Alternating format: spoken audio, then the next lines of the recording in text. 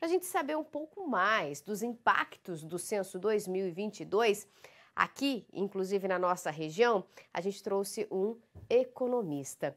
Vamos conversar ao vivo agora com Carlos Oliveira, ele que é economista, está ao vivo aqui com a gente. Boa tarde, muito obrigada pela participação aqui no nosso RF News, viu? Boa tarde, é um prazer estar aqui com vocês e nós versarmos sobre o assunto censo, que é de grande importância para o nosso país.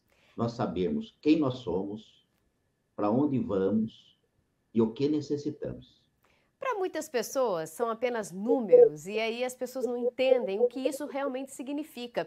E quando a gente fala em economia, o censo se torna ainda mais necessário para saber, inclusive, os próximos passos, né? Como é que vai ser? Como vai ser ditado o ritmo do crescimento para os próximos anos? Isso analisando como, né, crescemos até aqui.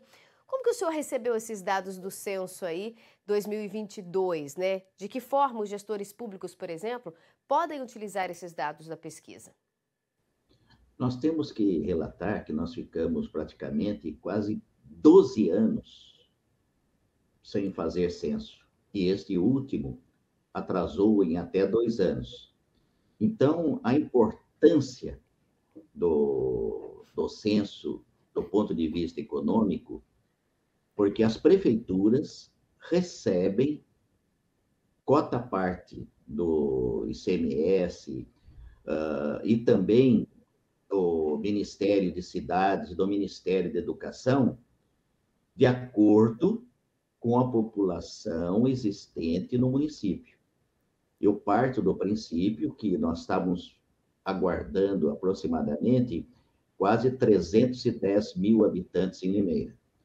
Com essa redução de 290, significa que eu creio que o prefeito e a equipe dele vão ter que trabalhar um pouquinho mais no orçamento aprovado, porque vai haver uma drástica redução dos valores repassados pelo Fundeb, inclusive do Ministério de Cidades, etc., vai ser, de certa forma, um choque para os municípios que tiveram um crescimento menor de população.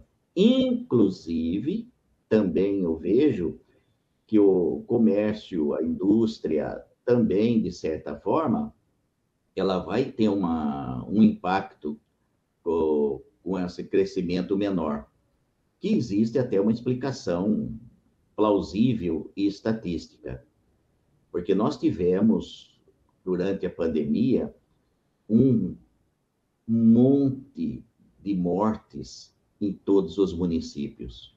E, de certa forma, isto contribuiu para a queda dos números em alguns municípios, como nós podemos verificar aqui da nossa região. Da nossa região, micro-região, nós vimos que Limeira cresceu menos do que Piracicaba, Americana, Rio Claro, que são cidades limítrofes conosco.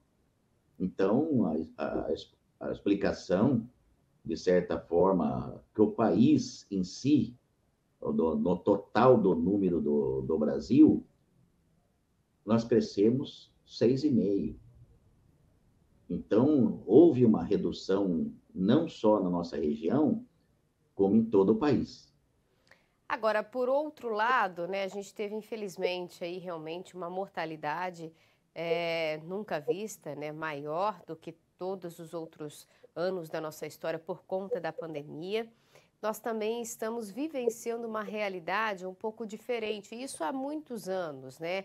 Os nascimentos mudaram, os casais hoje têm 1, 2 filhos no máximo, antigamente as famílias eram maiores. Isso tudo vem mostrando, vem desenhando uma realidade diferente para o nosso futuro. Com esses números, claro que fica bem mais claro aí como as autoridades, não só municipais, estaduais e até o governo federal, deve adotar o ritmo para os próximos anos, né? Em contrapartida, a Limeira, por exemplo, que cresceu um pouco mais de 5%, Paulínia, aqui na nossa região, apesar de ter sido a cidade onde foi mais dificultoso fazer o censo, teve um crescimento muito maior do que os outros municípios. A gente até vai colocar a tela aí agora de Campinas, vamos só mudar para o censo de Campinas, para a gente ter uma noção de como Paulínia cresceu de forma até que se destaca, né, das outras cidades. 34,56%. Indaiatuba é a segunda com 26, pouco mais de 26%. Se Limeira vai ter esse problema aí com as autoridades que vão ter que recalcular o orçamento aprovado, Paulínia vive na contramão, né? Porque Paulínia, nós podemos verificar que é uma cidade totalmente equidistante à realidade de Paulínia das outras cidades limítrofes. Lá ela tem a Petrobras, que contrata ou subcontrata milhares de empresas terceirizadas para prestarem serviços para ela. E, normalmente, grande parte dessas empresas, a maioria dos funcionários, vem para a cidade que os seus executivos, seus funcionários, seus técnicos trabalham. Creio que este número que a Paulínia está demonstrando, na realidade, trata-se das inúmeras empresas terceirizadas pela Petrobras que prestam serviço para a unidade petrolífera. Porque, na realidade, Paulínia não é uma cidade assim enorme, mas, de certa forma, a Petrobras e também a Prefeitura de Paulínia, o orçamento dela é uma disfunção em relação às outras prefeituras, foi pelo repasse de parte dos recursos da Petrobras para a cidade. Então, Paulínia, de certa forma, ela caminha a passos largos por possuir uma empresa monstruosa de grande, que gera muitos empregos na cidade e traz riqueza para o município, e uma prefeitura que, de certa forma, goza de privilégios em termos de arrecadação de impostos.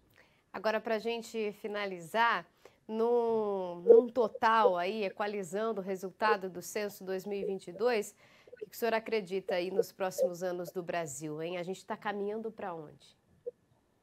Eu creio que os números que estão se desenhando para o segundo semestre, de julho até outubro, eu creio que os números serão positivos, porque tudo está caminhando, como nós estamos verificando, a inflação está caindo paulatinamente, e com isto, a inflação caindo, os juros do Banco Central ele deverá diminuir também de uma certa forma, não com grande queda, mas vai cair.